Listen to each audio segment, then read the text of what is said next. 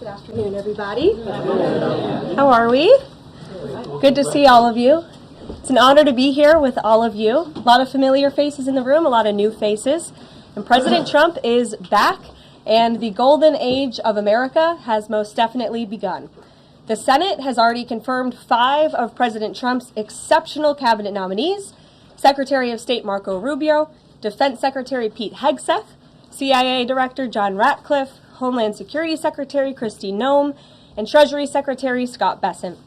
It is imperative that the Senate continues to confirm the remainder of the president's well-qualified nominees as quickly as possible. As you have seen during the past week, President Trump is hard at work fulfilling the promises that he made to the American people on the campaign trail. Since taking the oath of office, President Trump has taken more than 300 executive actions, secured nearly $1 trillion in U.S. investments, deported illegal alien rapists, gang members, and suspected terrorists from our homeland, and restored common sense to the federal government. I want to take a moment to go through some of these extraordinary actions. On day 1, President Trump declared a national emergency at our southern border to end the 4-year-long invasion of illegal aliens under the previous administration. Additionally, President Trump signed an executive order to end catch and release and finish construction of his effective border wall. By using every lever of his federal power, President Trump has sent a loud and clear message to the entire world.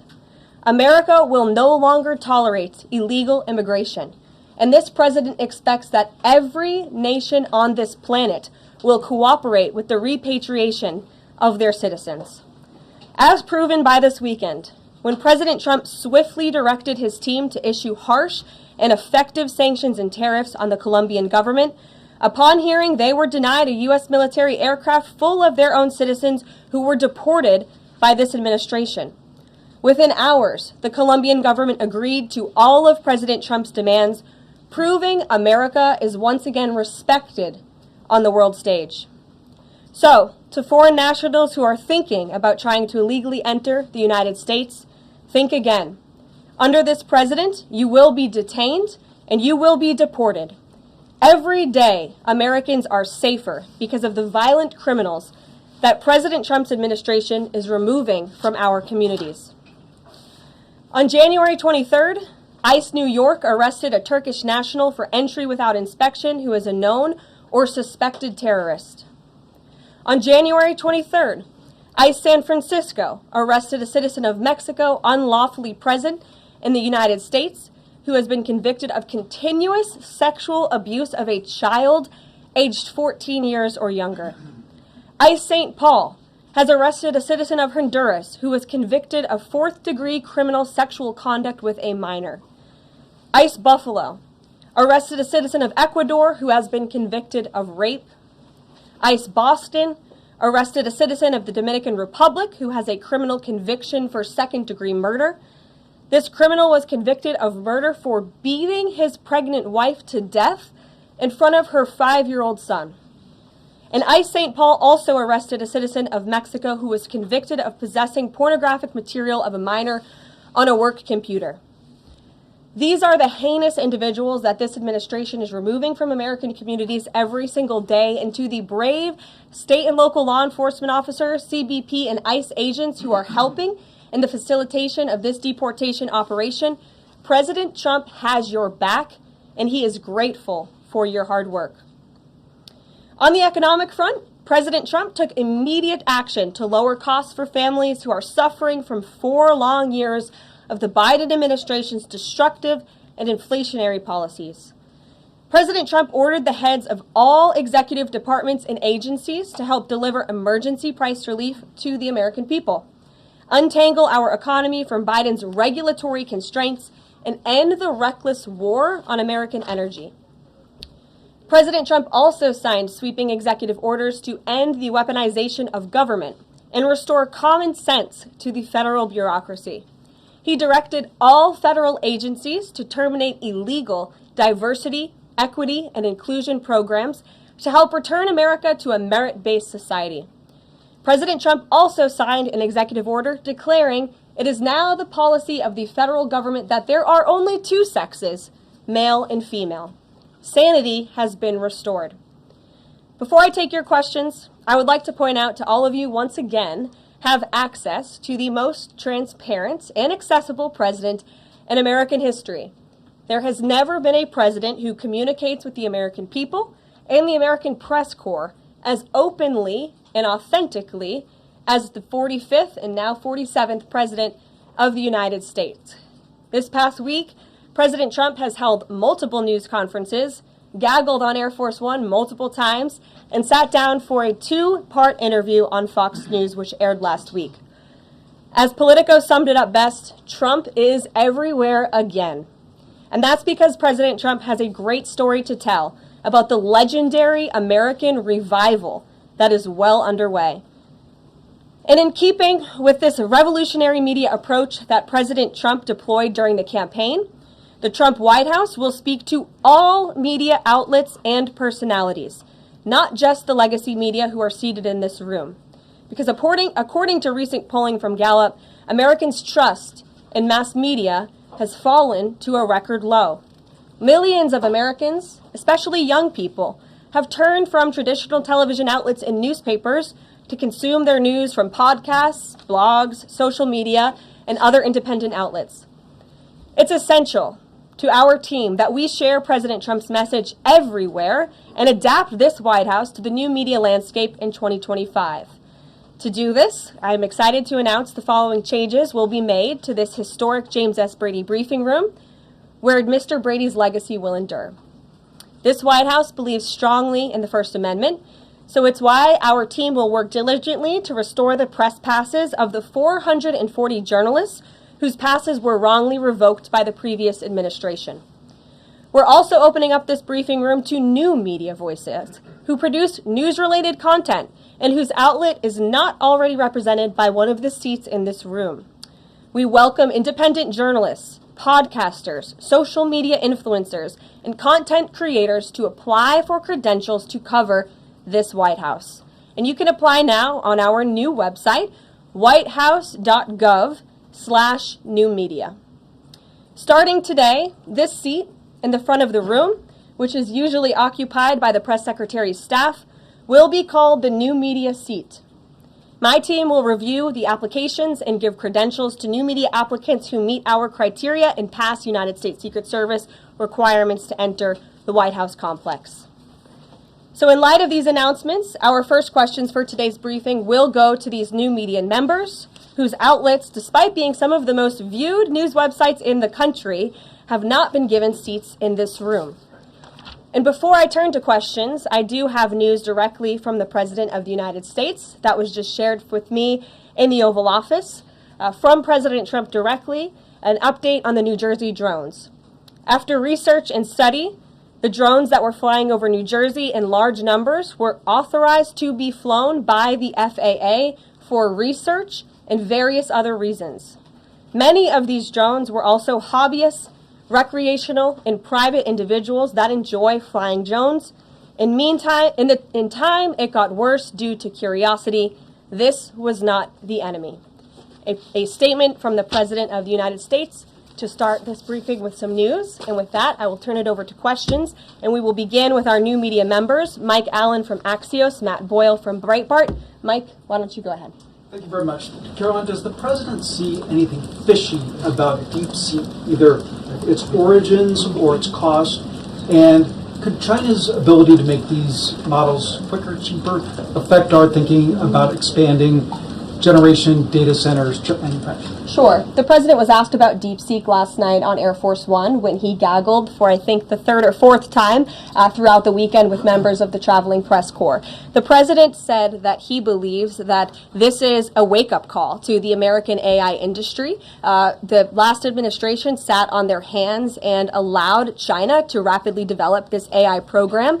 And so President Trump believes in restoring American AI dominance. And that's why he took very strong executive action this past week to sign executive orders to roll back some of the onerous regulations on the AI industry. And President Trump has also proudly appointed the first AI and crypto czar at this White House, David Sachs, whom I spoke with yesterday, very knowledgeable on this subject, and his team is here working every single day to ensure American AI dominance.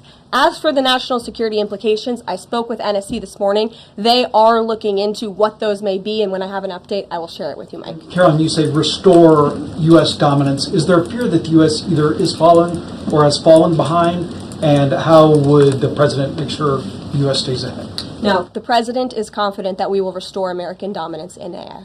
Yeah, so Karoline, first of all, thank you to you and President Trump for actually giving voices to new media outlets that represent millions and millions of Americans. The thing I would add, I've got a two-part question for you. The first is just can you expand upon what steps the White House is going to take to bring more voices, not less, which is what our founder, Andrew Breitbart, believed in, into this room where they rightfully belong? Yeah.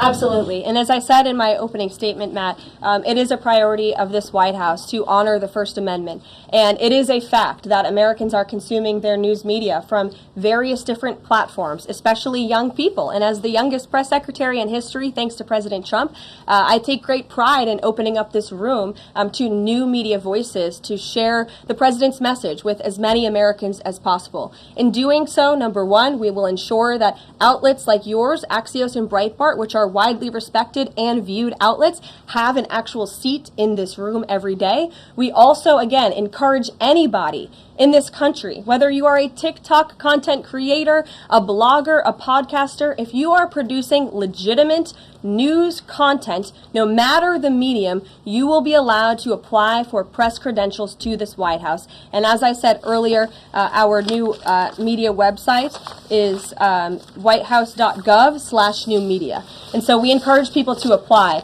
Again, as long as you are creating news-related content of the day and you're a legitimate independent journalist, you're welcome to cover this White House. And secondly, Karoline, you said you laid out several of the actions that President Trump has taken. Obviously, it's a stark contrast to the previous administration and breakneck speed from President Trump. Can we expect that pace to continue as the first 100 days moves along here and beyond that?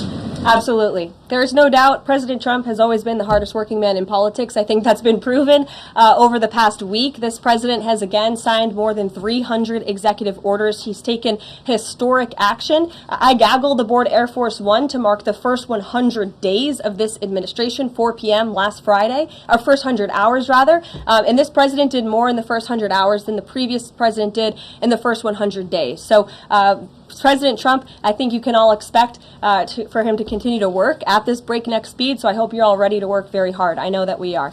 Zeke Miller. Thanks, Karoline. A question that we've asked your predecessors of both parties in this job. When you're up here in this briefing room speaking to the American public, do you view yourself and your role as speaking on, advocating on behalf of the president or providing the unvarnished truth that is, not to lie, not to obfuscate to the American people? I commit to telling the truth from this podium every single day. I commit to speaking on behalf of the President of the United States. That is my job. And I will say it's very easy to speak truth from this podium when you have a president who is implementing policies that are wildly popular with the American people, and that's exactly what this administration is doing. It's correcting the lies and the wrongs of the past 4 years, many of the lies that have been told to your faces in this very briefing room. I will not do that. But since you brought up truth, Zeke, I would like to point out, while I vowed to provide the truth from this podium, we ask that all of you in this room hold yourselves to that same standard. We know for a fact there have been lies that have been pushed by many legacy media outlets in this country about this president, about his family, and we will not accept that. We will call you out when we feel that your reporting is wrong or there is misinformation about this White House. So, yes, I will hold myself to the truth, and I expect everyone in this room to do the same. And Caroline, just on a substantive question, yesterday the White House Office of Management and Budget directed across the board freeze with some exceptions for individual assistance, we understand, to federal grants. It's caused a lot of confusion around the country among Head Start providers, among providers services to homeless veterans, Medicaid providers, states saying they're having trouble accessing the portal. Could you help us clear up some of the confusion, Yes. give some certainty to folks? And also, is that uncertainty how does that uncertainty service the president's voters? Well, I think there's only uncertainty in this room amongst the media. There's no uncertainty in this building. So let me provide the certainty and the clarity that all of you need. This is not a blanket pause on federal assistance and grant programs from the Trump administration. Individual assistance, that includes, I'm not naming everything that's included, but just to give you a few examples, Social Security benefits, Medicare benefits, food stamps, welfare benefits, assistance that is going directly to individuals will not be impacted by this pause. And I want to make that very clear to any Americans who are watching at home who may be a little bit confused about some of the media reporting. This administration, if you are receiving individual assistance from the federal government, you will still continue to receive that. However, it is the responsibility of this president and this administration to be good stewards of taxpayer dollars. That is something that President Trump campaigned on. That's why he has launched DOGE, the Department of Government Efficiency, who is working alongside OMB. And that's why OMB sent out this memo last night, because the president signed an executive order directing OMB to do just this. And the reason for this is to ensure that every penny that is going out the door is not conflicting with the executive orders and actions that this president has taken. So what does this pause mean? It means no more funding for illegal DEI programs. It means no more funding for the Green New scam that has cost American taxpayers tens of billions of dollars. It means no more funding for transgenderism and wokeness across our federal bureaucracy and agencies. No more funding for Green New Deal social engineering policies. Again, people who are receiving individual assistance, you will continue to receive that. And President Trump is looking out for you by issuing this pause because he is being good steward of your taxpayer dollars. Thanks, Karoline. Sure. How long is this pause going to last, and how is the Trump administration recommending that organizations that rely on federal funding make payroll, pay their rent in the meantime? It is a temporary pause, and the Office of Management and Budget is reviewing the federal funding that has been going out the door. Again, not for individual assistance, but for all of these other programs that I mentioned. I also spoke with the incoming director of OMB this morning, and he told me to tell all of you that the line to his office is open for other federal government agencies across the board, and if they feel that programs are necessary and in line with the president's agenda, then the Office of Management and Budget will review those policies. I think this is a very responsible measure. Again, the past 4 years, we've seen the Biden administration spend money like drunken sailors. It's a big reason we've had an inflation crisis in this country, and it's incumbent upon this administration to make sure, again, that every penny is being accounted for honestly. Why impose this pause with so little notice? Why not give organizations more time to plan for the fact that they are about to lose, in some cases, really crucial federal funding, at least for a period of time? There was notice. It was the executive order that the president signed. There's also a freeze on hiring, as you know, a regulatory freeze, and there's also a freeze on foreign aid. And this is, again, incredibly important to ensure that this administration is taking into consideration how hard the American people are working. And their tax dollars actually matter to this administration. You know, just during this pause, DOGE and OMB have actually found that there was $37 million that was about to go out the door to the World Health Organization, which is an organization, as you all know, that President Trump, with the swipe of his pen in that executive order, is no longer wants the United States to be a part of. So that wouldn't be in line with the president's agenda. DOGE and OMB also found that there was about to be 50 million taxpayer dollars that went out the door to fund condoms in Gaza. That is a preposterous waste of taxpayer money. So that's what this pause is focused on, being good stewards of tax dollars. So this doesn't affect Meals on Wheels or Head Start or disaster aid? Again, it does not affect individual assistance that's going to Americans. To follow up on Nancy, do you think there will be a list of who is affected and how much money is affected? How will these contractors and organizations know if they are actually having their funding frozen? And then secondly, if you're willing, can you just clarify, is the end goal of this to essentially challenge Congress or to prove that the president can withhold federal funding? In other words, is this an attempt to pick a fight to prove that he can do this? No, absolutely not. As it says right here in the memo, which I have, and I'd encourage all of you to read it, it says the American people elected President Trump to be the President of the United States and gave him a mandate to increase the impact of every federal dollar. This memo requires federal agencies to identify and review all federal financial assistance programs and supporting activities consistent with the president's policies and requirements. The American people gave President Trump an overwhelming mandate on November 5th, and he's just trying to ensure that the tax money going out the door in this very bankrupt city actually aligns with the will and the priorities of the American people. Yes. Welcome. You look great. You're doing a great job. You talked about transparency, and some of us in this room know how just transparent President Trump has been the last 5 or 6 years. I think you'll do the same. My question is, do you think this latest incident with the president of Colombia is indicative of the global, powerful respect they have for President Trump moving forward, not only to engage in economic diplomacy with these countries, but also world peace? Absolutely. I'll echo the answer that the president gave on Air Force One last night when he was asked a very similar question by one of your colleagues in the media. This signifies peace through strength is back. And this president will not tolerate illegal immigration into America's interior. And he expects every nation on this planet, again, to cooperate with the repatriation of their citizens who illegally entered into our country and broke America's laws. Won't be tolerated. And as you saw, the Colombian government quickly folded and agreed to all of President Trump's demands. Flights are underway once again. Two questions on deportations, if I may. President Trump had said on the campaign trail that he would deport pro-Hamas students who are here on visas. And on his first day in office, he signed an executive order that said, quote, the U.S. must ensure that admitted aliens and aliens otherwise already present in the U.S. do not bear hostile attitudes towards its citizens, culture, government, institutions, or founding principles. So should we take this executive order as Trump saying he would be open to deporting those students who are here on visas but, hold pro-Hamas sympathies? The president is open to deporting individuals who have broken our nation's immigration laws. So if they are here illegally, then certainly he is open to deporting them. And that's what this administration is hard at work at doing. We receive data from DHS and from ICE every single day. From what we hear on the ground, ICE agents are feeling incredibly empowered right now because they actually have a leader in this building who is supporting them in doing their jobs that they were hired to do, which is to detain, arrest, and deport illegal criminals who have invaded our nation's borders over the past 4 years. That's what the president is committed to seeing.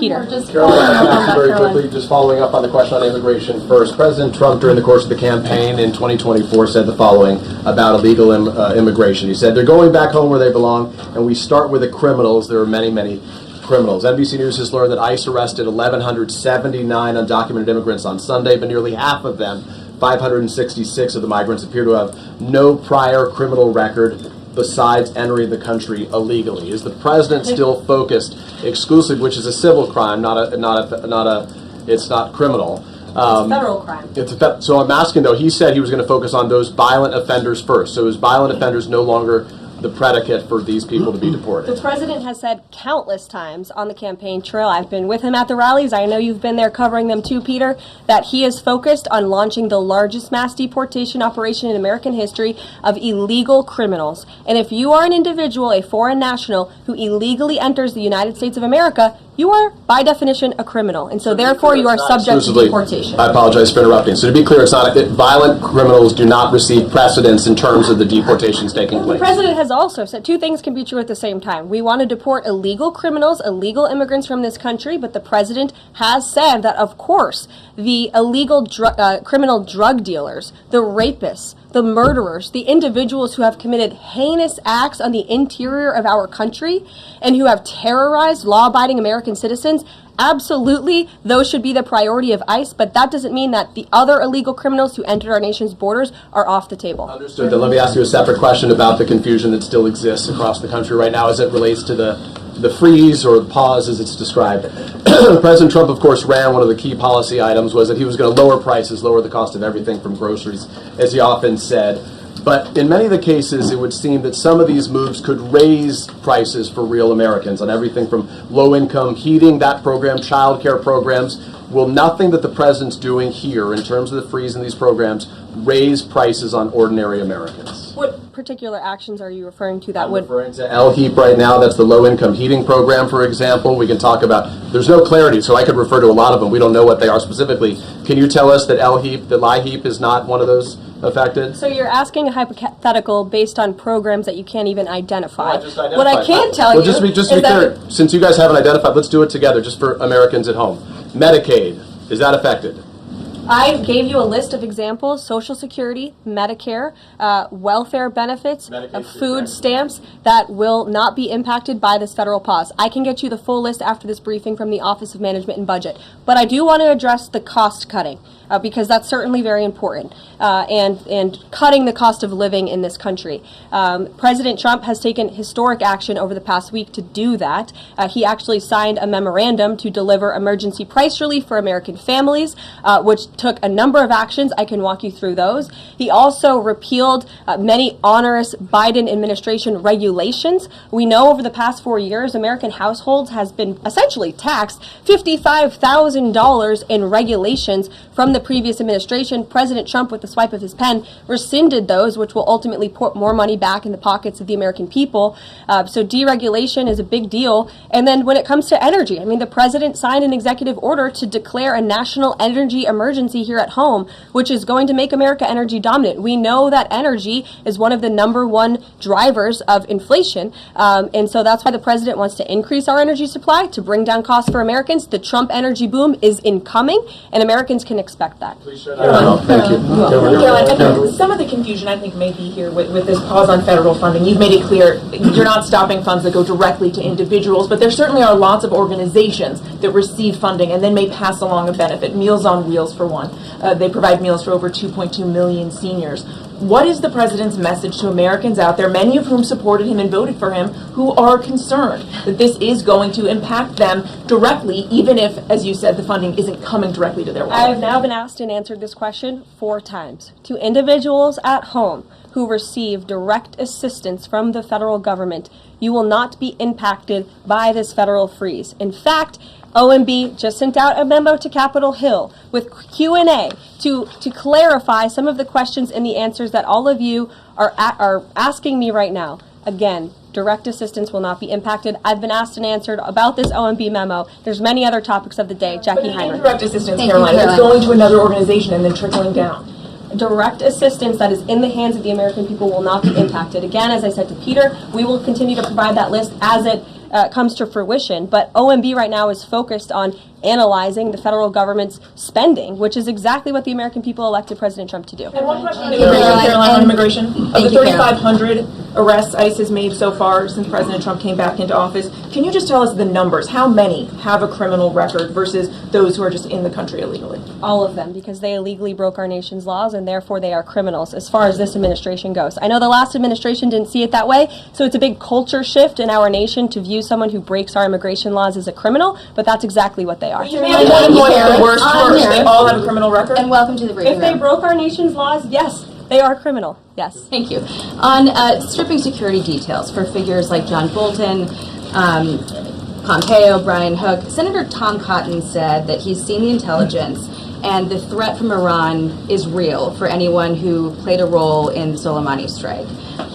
He voiced concern it wouldn't just impact those individuals, but potentially their family, innocent bystanders, friends, anyone who's near them when they're out in public. Is the president open to reconsidering his decision?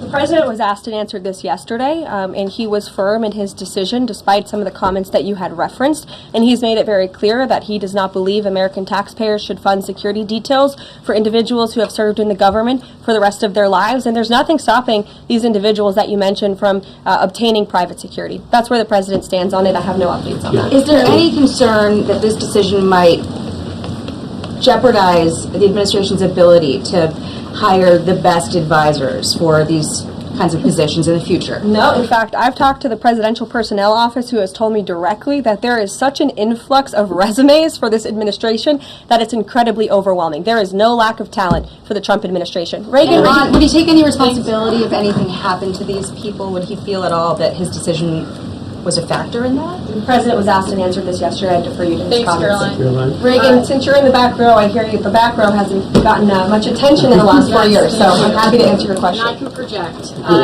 Does the President intend to permanently cut off funding to NGOs that are bringing illegal foreign nationals to the country, such as Catholic Charities? I am actually quite certain that the President signed an executive order that did just that, and I can point you to that. One more, Caroline.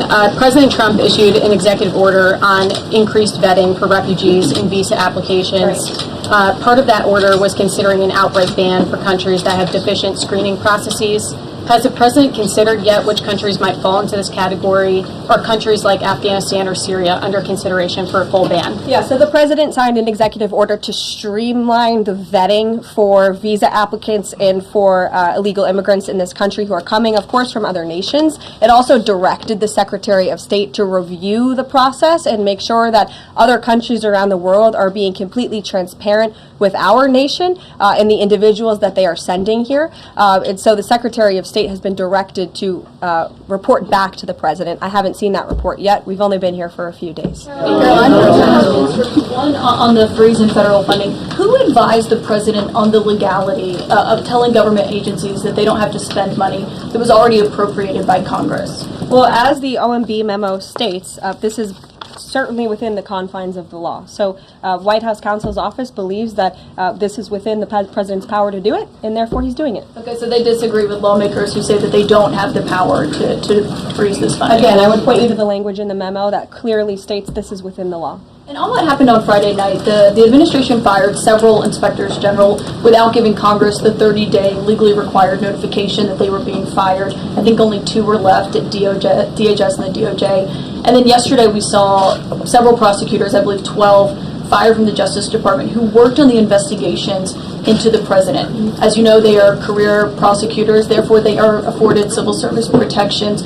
How is the administration deciding which laws to follow and which ones to ignore?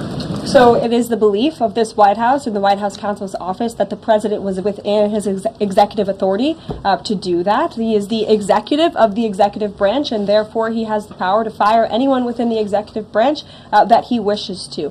There's also a case that went before the Supreme Court in 2020, Scala Law LLC versus the Customs, Bureau Protection. I would advise you to look at that case, and that's the legality that this White House was resting on. You're confident that if they bring lawsuits against you, the prosecutors who were fired, that they will succeed? We will win in court. And yes. Did he personally direct this, given they worked on the classified documents investigation and the election interference investigation? This was a memo that went out by the Presidential Personnel Office, and the President is the leader of this White House. So yes. Yes. Caroline. Thank you. Congrats on your first day behind the podium. Thank you. President Trump ended funding for UNRWA and also designated the Houthis a foreign terrorist organization. That's right. Both were decisions that the previous administration had reversed. So here's my question. Will there be an investigation into who gave the previous administration this terrible advice? Well, that's a very good point. I haven't heard discussions about such an investigation, but it wouldn't be a bad idea considering that the Houthis certainly are terrorists. They have launched attacks on U.S. naval ships across this world, and so I think it was a very wise move by this administration to redesignate them as a terrorist group, because they are, and I think it was a foolish decision by the previous administration to do so. As for an investigation, I'm not sure about that, but it's not a bad idea. Josh. Thank you for the question. I appreciate it. Can you give us an update on the President's plans for his tariff agenda? He spoke a lot about this yesterday, and there's a couple of dates coming up that he's spoken to. Number one, February 1st, he's alluded to both the potential for tariffs for Canada and Mexico, but also China to take effect on those days. What's he thinking about that? Yeah. Should those countries expect that on Again, he was asked and answered this question this past weekend when he took a lot of questions from the press, and he said that the February 1st date for Canada and Mexico still holds. What about the China 10% tariff that he also had used about last Tuesday going into effect on the same day? Yeah, the President has said that he is very much still considering that for February 1st. Yesterday he talked also about sectoral tariffs on, for instance, pharmaceuticals as well as semiconductor computer chips. He talked about steel, aluminum, and copper. What's the timeline on those? Is that a similar similar sort of coming days thing? Yeah, so when the president talked about that in his speech yesterday, that actually wasn't a new announcement. That was within a presidential memorandum that he signed in one of the first days here in the White House on his America First trade agenda. So there's more details on those tariffs in there. As far as a date, I don't have a specific date to read out to you, but the president is committed to implementing tariffs effectively, just like he did in his first term. Finally, he also was asked on the plane when he gaggled about the potential for a universal tariff. He was asked maybe about 2.5%. There was a report about that. He said he wanted much bigger than that. Should we understand that these tariffs would add up? You know, in other words, you might have country-specific tariffs like Canada, Mexico, China. You might have sectoral tariffs like on pharmaceuticals, as well as a potential universal tariff on top of that. Do these stack on one or the other, or would one sort of take precedence over another? All I can point you to is what the president has said on this front. The February 1st date for Canada and Mexico, also the China tariff that he has discussed. He rejected the 2.5% tariff. He said that was a little bit too low. He wants it to be higher. I'll leave it to him to make any decisions on that front. So likely. What the Mexicans and Canadians have done so far, do you have any comment on whether that has met the bar, what he wants to see on fentanyl? Thank you. I won't get ahead of the president again on advocating to foreign nations on what they should or shouldn't do to get away from these tariffs. The president has made it very clear, again, that he expects every nation around this world to cooperate with the repatriation of their citizens. And the president has also put out specific statements in terms of Canada and Mexico when it comes to what he expects in terms of border security. We have seen a historic level of cooperation from Mexico, but again, as far as I'm still tracking, and that was last night talking to the president directly, February 1st is still on the books. Phil. Thank you, Caroline. Quick programming note and then a question on taxes. Well, in terms of programming, should we expect to see you here every day? How frequently will these press briefings be? It is a good question, April. So look, the president, as you know, is incredibly accessible. First day here, he wanted all of you in the Oval Office. You got a 60-minute press conference with the leader of the free world while he was simultaneously signing executive orders. I may add that's pretty impressive. I don't think the previous office holder would be able to pull such a thing off. So look, the president is the best spokesperson that this White House has, and I can assure you that you will be hearing from both him and me as much as possible. And then a question about tax cuts. The president has promised to extend the tax cuts from the previous term. I'm curious, does the president support corresponding spending cuts as some Republicans have called for in Congress? And will the new Treasury Secretary be leading those negotiations with the Hill as Mnuchin did during the first administration? The president is committed to both tax cuts and spending cuts. And he has a great team negotiating on his behalf, but there's no better negotiator than Donald Trump, and I'm sure he'll be involved in this reconciliation process as it moves forward. Caroline, in the announcement that you made last night on the Iron Dome, it said the president had directed that the United States will build this Iron Dome. Yeah. When you read into the executive order, it seemed short of that. It asked for a series of studies and reports back from him. Can you tell us whether the president has directed this? And if he is as concerned on this issue, why the suspensions that we saw listed by OMB included so many different nuclear programs, non-proliferation programs, programs to blend down nuclear weapons, and so forth? First of all, when it comes to the Iron Dome, the executive order directed the implementation of an Iron Dome. It also, as you said, kind of directed research and studies to see if or how the United States can go about doing this, particularly the Department of Defense. When it comes to the other question that you asked about those specific programs, again, I would say this is not a ban. This is a temporary pause and a freeze to ensure that all of the money going out from Washington, D.C. is aligned with the president's agenda. And as the Office of Management and Budget has updates on what will be kickstarted once again, I will provide those to you. Clarify for a sec what you were saying before on Medicaid. It wasn't clear to me whether you were saying that no Medicaid would be cut off. Obviously, a lot of this goes to states before it goes to individuals and so forth. So are you guaranteeing here that no individual now on Medicaid would see a cutoff because of the pause? I'll check back on that and get back to you. John. Thanks a lot, Caroline. As you know, in the first week that the president was in office, signed an executive order as it relates to birthright citizenship, trying to eliminate that. Now, 22 state attorney generals have said that this is unconstitutional. A federal judge has just agreed with their argument. What's the administration's argument for doing away with birthright citizenship? The folks that you mentioned have a right to have that legal opinion, but it is in disagreement with the legal opinion of this administration. This administration believes that birthright citizenship is unconstitutional, and that is why President Trump signed that executive order. Illegal immigrants who come to this country and have a child are not subject to the laws of this jurisdiction. That's the opinion of this administration.